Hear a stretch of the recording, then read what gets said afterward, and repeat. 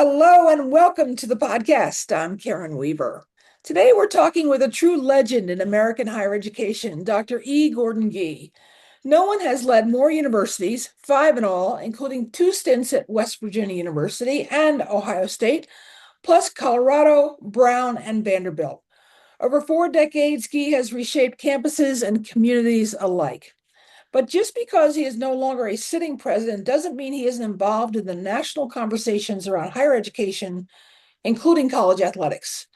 Since the introduction of the Protect College Sports Act by Senators Maria Cantwell and Ted Cruz, Gordon has been closely tracking the bill and weighing in with members of the Senate. Gordon, welcome to the podcast. Oh, thank you very much, Karen. I'm honored to be here. So, we're going to start off with a funny statement because I know we'll both get a kick at it. My conversation the other day with the emeritus dean of the Purdue University School of Business, he wrote something in his Substack. He said, when the guy in charge of bench presses makes more than the university president, 10 times an average faculty salary, and absorbs the average cost of attendance for 60 students, it might be time to pause and reflect a little on where all of this is going. Your thoughts? I just couldn't agree with you more. I used to comment that my goal in life was to make as much money as my football coach, and over 45 years, I never did do that. Even when I was an Ivy League president, Yeah. those guys made more than me. But it shows the relative challenge that we face. And this, of course, is also the reality. I've never been able to get 110,000 people to show up to a chemistry lecture, and I can to get them to show up to a football game. Um, just as an example, at Ohio State, I'll use that as an example. A budget of about $12 billion, a athletic budget of about $250 million. So when you think about it in the relative terms, Karen, it's a drop in the bucket.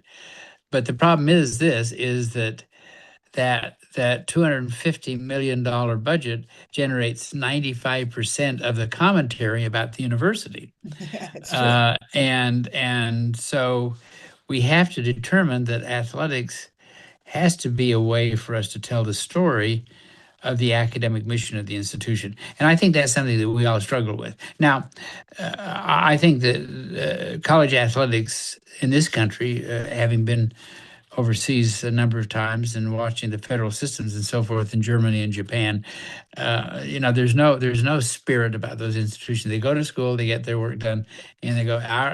Our institutions are really are really based in many ways on that kind of connection between students, alumni, friends, and the spirit of the institution, often connected through those athletic programs. Yeah. So here's the problem, though, and you know this better than anybody. Not everybody has a $250 million budget. Yep. So that's Very why, few, yeah. very few do. So that's why we've been frantically trying to get some sort of guardrails, guidelines around college sports spending. Mhm. And we know that there was supposed to be a 9 a.m. deadline today, July 29th, for the Big Ten and the SEC to sign on to the working document, whatever that working document is. And as I'm reading a USA Today report about an hour ago, it appears like concessions are being made. What can you tell me about where we Well, are? I think it's more at the very much at the margins. I think it's going to sign on here, and I think it's going to get introduced here very, very soon. I think that there's some language issues, a couple of other things that I'm fully aware of. There's the issue of affiliated entities, how one counts their dollars. But overall, I think that Senator Cantwell and Senator Cruz have done a wonderful job of lassoing what is really an intractable problem. Yeah. Here's the reality: if we do not pass this act, which is our last hope of bringing some sense of structure, function, and guardrails to college athletics, it's going to be disaster. It's going to be the wild, wild west. Very few institutions will survive through this because they simply can't afford to. What this does is this gives the ability to be able to control both costs and spending, but also the major element of this, which has always been important to me as the university president, and now as someone who sits here involved in it in a great extent, is that we finally get antitrust protections, Mhm. and that provides a whole new revenue source. And the issue that we now have with college athletics, it's a revenue issue. Yeah, We lost we lost the Alston case, we lost the House case.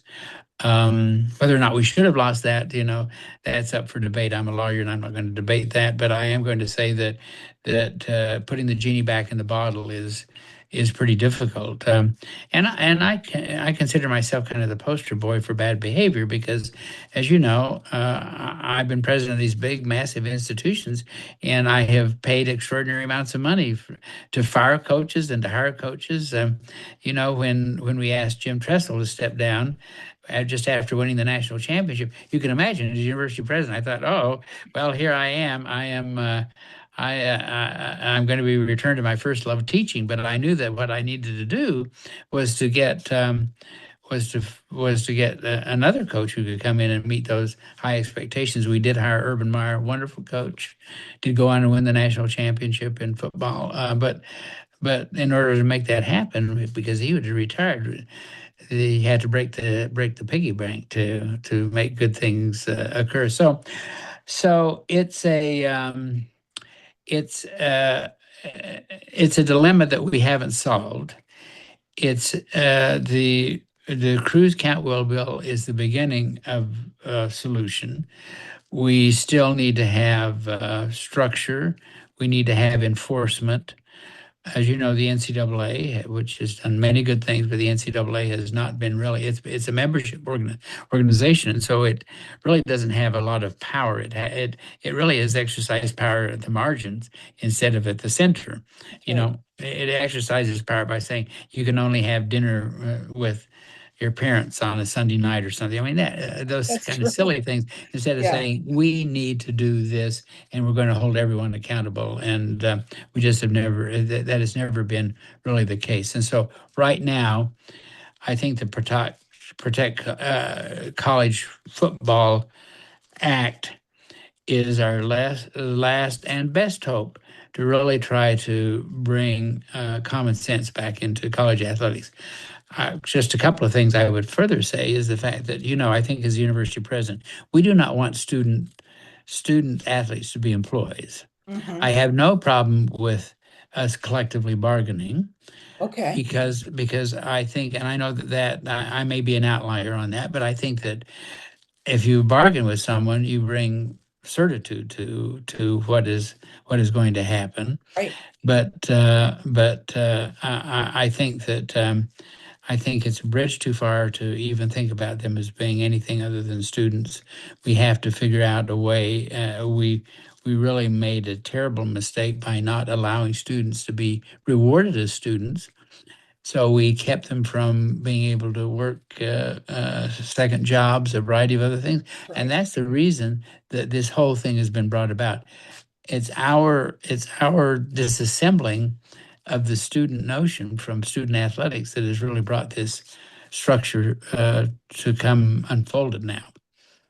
Yeah, I've heard a lot of presidents say that we really should have done a better job of understanding even name, image, and likeness way back in the day with the Absolutely, cover of the absolutely, EA video football game or absolutely right, basketball game, that type of thing. So absolutely. we kind of went down a path.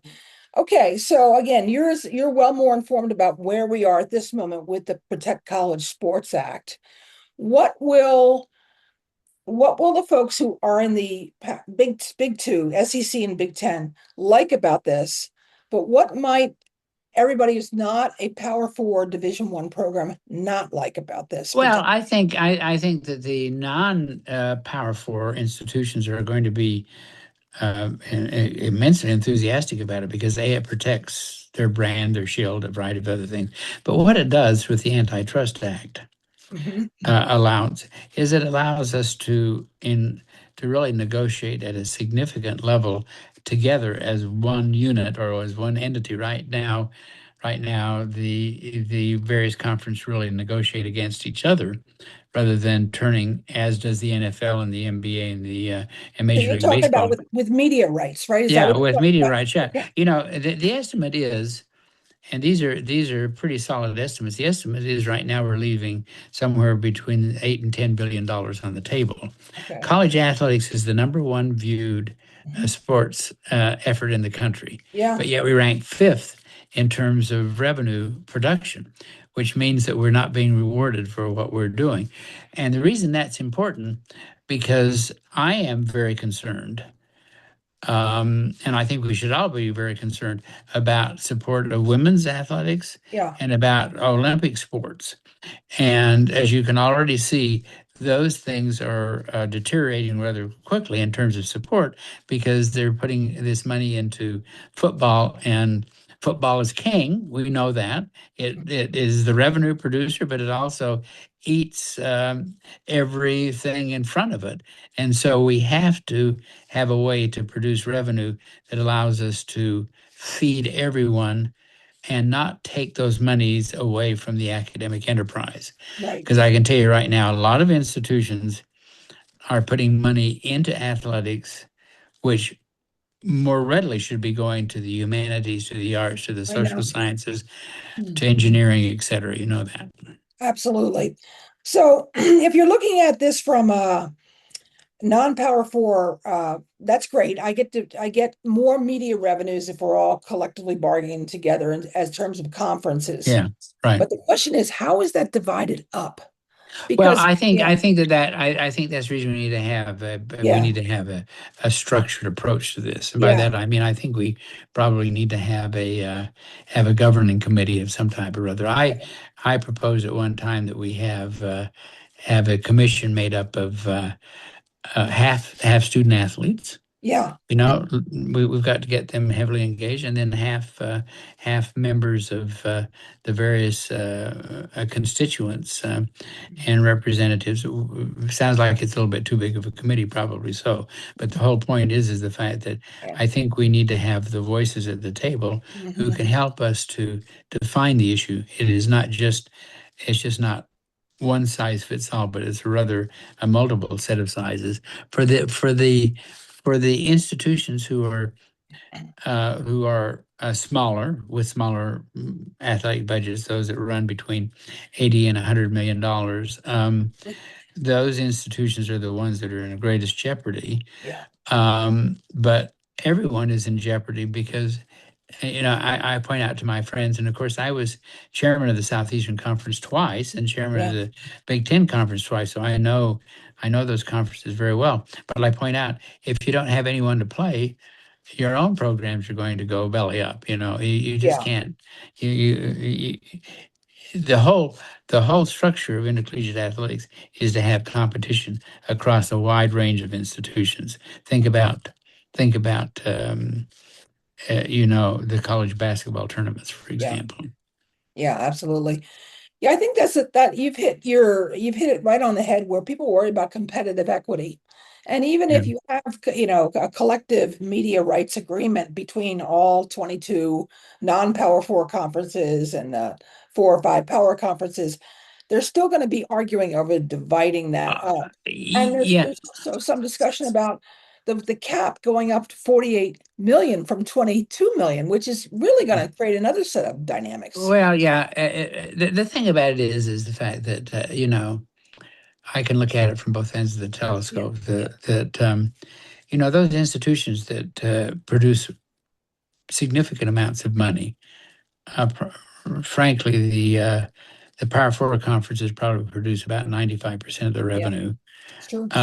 They need to be rewarded for that. Right? This is not about not rewarding them. That's the reason we need to have some kind of a structured approach to how this whole thing is going to work. And that is not necessarily in the bill right now. The Okay. bill is the beginning of a restructuring. It is not the end, but it does with the passage of with certain guardrails and the passage of a of the antitrust allowances. It does allow for a better for a better way for us to put together a structure, and that's where we are right now. Beyond the Sports Broadcasting Act, what other kinds of antitrust issues are you hoping to see inside this act? Well, I think that the main thing, of course, is that we want to make certain um, we protect revenue, Okay. and that we not overexpend revenue. Okay. That what we do is we protect. The Title IX needs to be clearly understood Okay. and supported. I think that that's incredibly important.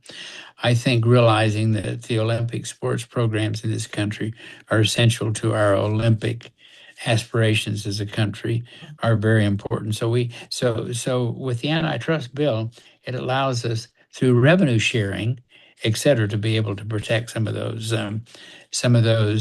um, programs that otherwise are really not protected very well, at least. Yeah, and we're starting to see some of that fraying around the Yeah, edges. yeah. Yeah. Well, you Yeah. see, yeah, I'm a big, an SEC school. Arkansas just, shut down a number of Saw that. several of its women's programs, et cetera. I think that creates the beginning of what I think will become a deluge of problems if we don't get this thing solved. So, all right. So that's kind of where we are with the Protect College Sports Act. Where are Mhm. we, if anywhere, with the president's executive order, which was put out about 100 days? Yeah, I think that that is I guess I'd say it's laying in the weeds, if you know what I mean. I mean, it sort of sits there, Yeah. uh, and in some ways, it was the catalyst for getting Yeah. the Protect College Sports Act moving from an idea into a reality. So I think from that point of view, it was a catalyst. I think it kind of sits there. My view is that if we get a strong bill, strong support out of the Senate, I wouldn't be surprised to see the executive branch weigh in and say, "Let's get this thing done," Okay. and they would get back into the business of trying to help to get this through. Of course, the Senate is the key on this right Yeah. now, but we do have a Congress, 435 people who are going to have to approve this also, and that's not going to be necessarily easy. Although, and I'm not being jingoistic about this, but I do think that because there's so many small and medium-sized institutions in these congressional districts that in some ways their voices will be much louder and much more Yeah. prominent than they have been on the Senate side. I had Bill Johnson on the podcast from Yes, Youngstown State, uh, and former his congressman, my congressman, as a matter of fact. exactly, and that's one of the things he talked about is, look, I don't want the legislators to forget that there's a lot of us that live in those districts too, not just the big name brand institutions, but small and Yeah, mid-sized. And Ohio is full of them, yeah, with yeah, the MAC yeah. and all that type of thing. Yeah, well, Ohio is a prime example. They have 54 Yeah, private, I think they have 54 or 55 private institutions, 13 big public universities, and then they have a lot of smaller institutions. And so right there, if you think about their congressional districts, there's going to be a lot of pressure to make certain that this thing gets passed. Because what happens, at least the group of six, yeah, which are the non-power four, but are very prominent, and they're about 131 or 32 teams that play what I'd call big time football, which is, hmm they play each other in some form or other. Um, those institutions outside of that Power Four structure are going to be very, very energetic in getting this thing passed. yeah, yeah. I mean, that's good because you need a little bit of Absolutely. clarity on that for sure. Absolutely. One of the things I heard Senator Cantwell talk about it, but it's been a couple of months, but I thought it was certainly worth bringing up, is she has concerns about the amount of private equity dollars and things like that. Yes, I think she does. I think Yeah, I think everyone has concerns about private equity. I mean, yeah, I'm not concerned about it if it's done right and well, and if it's necessary, then that's the thing to do.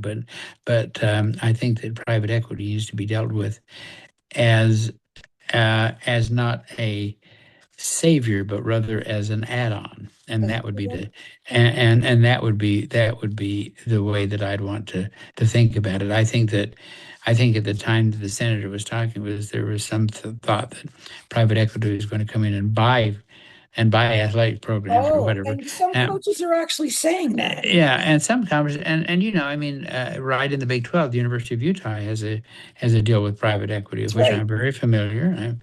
I've been working very closely with their president there on some other projects, and so so people are looking at, but they did that in a structured way that was not simply done to just get money; it was to get exposure, a variety of other things. So I think that private equity will play a role, but if this bill is passed, it'll be a much more engaged and constructive role.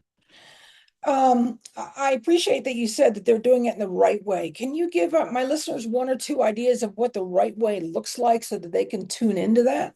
The right way, you're talking about the The University of structure Utah. with private equity. Yeah. Oh yeah, well I think that so the University of Utah, what they've done is that they have entered into an agreement with a management agreement with a private Right. equity firm, but this firm has a lot of experience, and so what they're going to be able to do is they're going to be able to bring all the resources that they have to further enhance the brand of the University of Utah, Okay. and but the university is not giving up any of its equity, so to speak. It Okay. is it is it is. It is a partnership, and it's a partnership that they'll be paid handsomely, Okay. but they'll be paid as partners, not simply as owners, so to speak. Got it. Will some of it involve the university's IP as well? Is that sort of the trade-off they're making in terms of getting a return from the company's perspective? I think so. I think so. Okay. I haven't looked at the finer details, but that would make sense to me. Yeah, yeah. And the other thing, a lot of schools, well, I shouldn't say a lot because there's not been a ton yet, but they are starting to turn over their marketing and ticketing teams over to the as employees of the company versus staying as employees of the university. How do you Yeah. feel about that? Yeah, well, I mean, we have done that. We've done that in certain areas. Public universities have private foundations Yes. that are fundraising foundations, et cetera. I think that at least on the public university side, we have so many headwinds and so much bureaucracy. Anytime you can, without losing control of the enterprise, anytime you can make it more simple, and doing that sometimes by quote unquote privatizing Hmm. or creating not for profit public university corporations, then you're then you're then that is value added, and that's really the problem. The problem is that a lot of the kinds of of challenges that you face is the bureaucracy of the state and the university, Hmm. and athletics, of course, really does need to have an ability to be able to be very agile in order to be competitive. Okay. More today than ever before. Absolutely, Yeah, yeah, absolutely, and yeah. and that has been done in universities. Like I say, our university foundations, alumni associations, et cetera. Many of those have become privatized, as you know. Absolutely. So I want to take you back to a structural decision that you made back in the day with Vanderbilt. Aha. And walk our audience through if they don't know what you did there and what your take is on how it went. Yeah, well, I'm not certain if I still know what I did. And now just to Vanderbilt, I used to joke about the fact that at Vanderbilt, I saw more Queen's Crown than any guy in America because we were everyone's homecoming game. I told our football players, in 5 years, you may get beaten up on the field today, but in 5 years, all those guys will be working for you. As kind of the running story. Yeah. But we knew that in order to be competitive, that we had to make a fundamental change in what we were Okay. doing. And so what we decided to do, because we had a very strong push at the institution to become very student centered, was that what we would do is we would do away with our athletic department Yeah. and make I'm laughing about it, and make it very much a part of student life.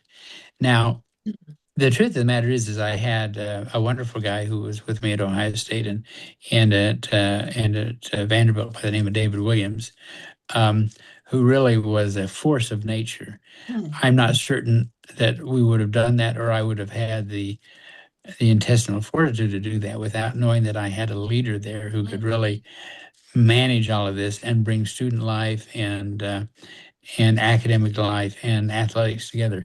Well, the end result is that in those 5 or 6 years that we did that, Vanderbilt improved its standing in the Sears Cup, Hmm. which of course is the I think they still call it the Sears Cup. The They probably haven't. Learfield did that. Littlefield, Yeah, yeah, that's yeah, right. yeah. I forgot. Right, it shows how dated I am. That's all right. The highest that Vanderbilt had ever been in the Lear Cup, Learfield Cup, had been somewhere in the 80s or 90s. Right. My last year there, we were 21st. So what really did do for an integrated. But now Vanderbilt's an unusual institution, Yeah. highly structured, with high academic expectations. No particular um, special expectations out of athletes. I think that I think in order to be competitive, any institution is going to have to play to its particular strengths and make it so that it's working. Now and we ended up attracting students. I remember there one of the very best receivers in the country went very high in the NFL draft. His mother insisted he come to Vanderbilt. He didn't want to come, but she said he will get a degree and he'll get a Vanderbilt degree. So we'd go out and recruit parents and have them help us at least initially. But as you can see, Vanderbilt now has become very, very competitive, Yes, they and certainly have. and and it still has it doesn't quite have the same because they do have an athletic director, but it still has much the same semblance of a unified Really? approach to athletics, Okay. right? Okay. For my students who never heard that story before, if they were considering doing something like that on their campus, what kinds of things would you encourage them to think about? Well, I would encourage them to get on the put on the full armor of God. I I can tell you that it was I mean, we were made fun of. The Oh, USA Today ran these stories about he has turned an SEC school into into a sports desert. I mean, all of those kind of things. But I guess what I would say is that in today's world with athletics, one can't think about it as one size fits all. right. Each university in this country, there are 4,500 institutions. Each of them are very different. There are about 12 or 15, 12 or 1,300 members of the NCAA. Each one of them are different. And what you have to do in today's very volatile world is you've got to do a couple of things. On the academic side, you're going to have to make very serious choices about what you're going to do and what you're not going to do. On Right. the athletic side, you're going to have to make the same thing, but you're also going to have to determine what structure allows us to be most successful. And this notion of having an athletic director, having associate athletic directors, variety of other things, that may not work for that particular institution. Interesting. And so I think that was the thing that we learned from Vanderbilt, is the fact that there is a third way, there is another way to be able to be successful.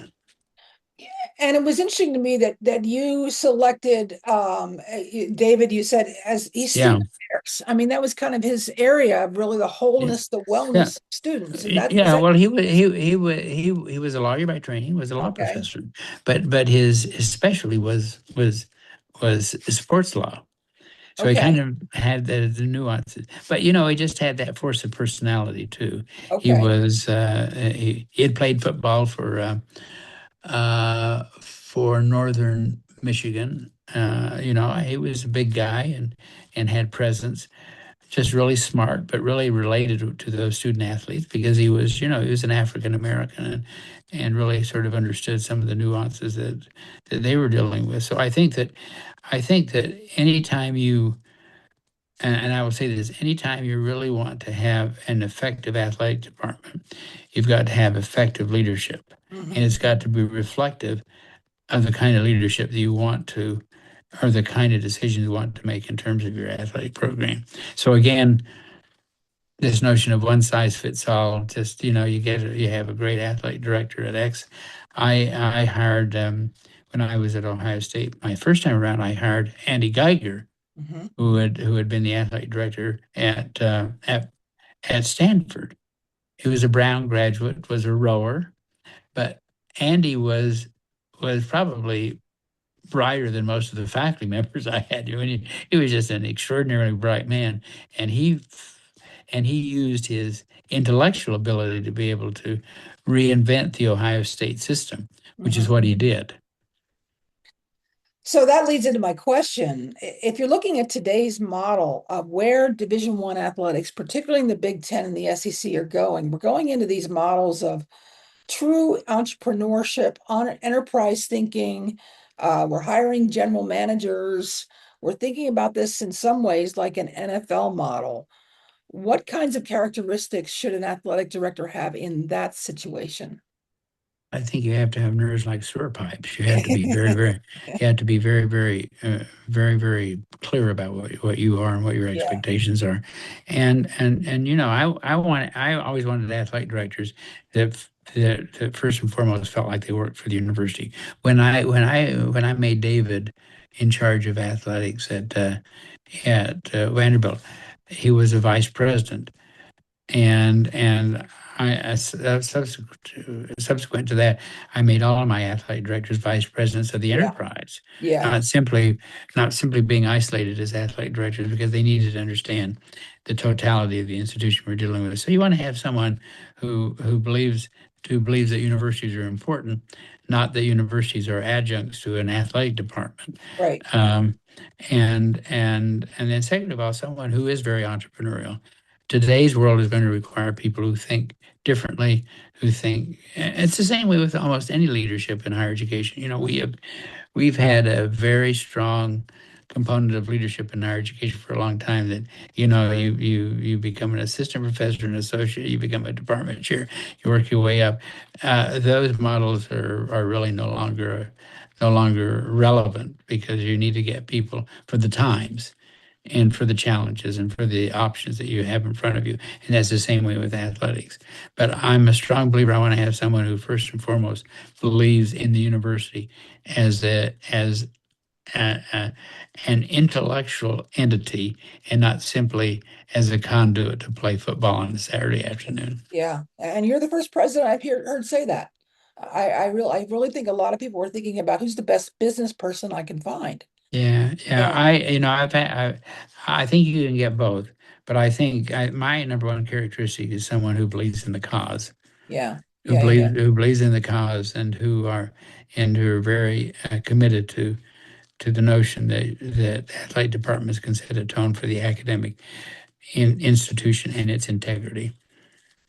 Last question I wanted to get your thoughts on is you have worked with countless congressmen and women and senators over your career. I can't even Yeah, imagine how many relationships you've yeah, built at the state and national levels. For folks who are aspiring to be presidents and they really don't know how to manage this relationship, can you offer some advice for them? yeah. First of all, university presidents. And the presidency has changed dramatically, Yeah. Karen, during my time. When I was 36 when I became a university president. I mean, way too young, really didn't know how to run an institution. But the people of West Virginia, which is my first institution, gave me enough leeway to learn.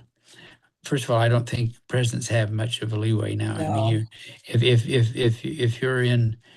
if you're named as university president, the next day it's going to be hand-to-hand combat. It's really a sort of a unique institutional structure you're getting into. I think that the if I were to name the three characteristics that I feel are the most important for a university president in today's world, the first would be, first of all, humility is incredibly important. Any university president who thinks they're the smartest guy in the world, the smartest lady in the room, they're in the wrong room. Mm. They just need to realize you've got to have a level of humility. But first of all, you've got to have a very thick skin. Yeah. Yeah, you know, all these people are in their pajamas at 2 o'clock in the morning after having had a good night out, and they're starting to write about you and about what you're doing, your decisions. You know, if you read all of that stuff, you'd never get up in the morning. I have, I have consistently refused to read social media because it's just a destructive force in many ways when you're in a leadership position. The second thing is you got to have a great sense of humor. If you cannot laugh at yourself and at the things that are funny and the issues that you bring up, universities are very funny places.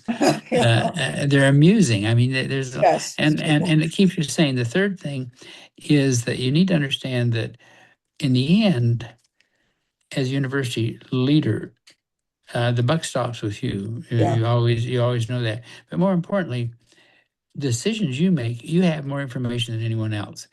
Everyone else who is telling you what to do or what you should be doing, or who is beating on you in some way or other, they have one part of the information. And if I've always believed, and I would say this to any young person, I've always believed if everyone had the same information that I had, and they were of good character, that they would make the same information, or that they make the same decision I make. And Yeah. so that's what I call nerves like sewer pipes. That means when you make a decision, live with it. Don't all of a sudden start reading the newspapers so where, oh, I made a mistake. If you make a mistake, self-correct, but don't become a self-correcting machine to the point that you are a flabby leader, and that will really destroy the institution. I think that's especially important when Congress people are running for reelection and they're trying to take Yeah. advantage Yeah, of yeah, yeah. easy And targets. you asked me about working Yeah. yeah. You know, look, let me tell you something. It was funny. I was just talking to a friend of mine about this the other day. We were talking about working with congressional people. I mean, there are many people in both state legislatures and in Congress that you would never want to go out to dinner with. Okay, good. But Good to know.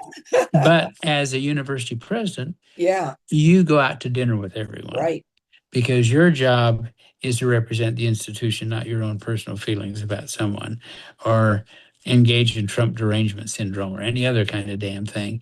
It's you know, you lose your First Amendment rights. You lose the right to be selective in the way that you operate with people. You have a calling, and that's the reason I think about it. I think about a university presidency as more akin to a ministry than to kind of the normal leadership role, because you're representing so many constituents and representing so many needs and so many wants and so many different views. Yeah, it's true. I think that is a great spot to end our conversation. Oh, It's going and to you, give our audience a lot to think about. well, Well, you are great. You got me talking like no like nothing. I mean, I got going and I couldn't stop. As a matter of fact,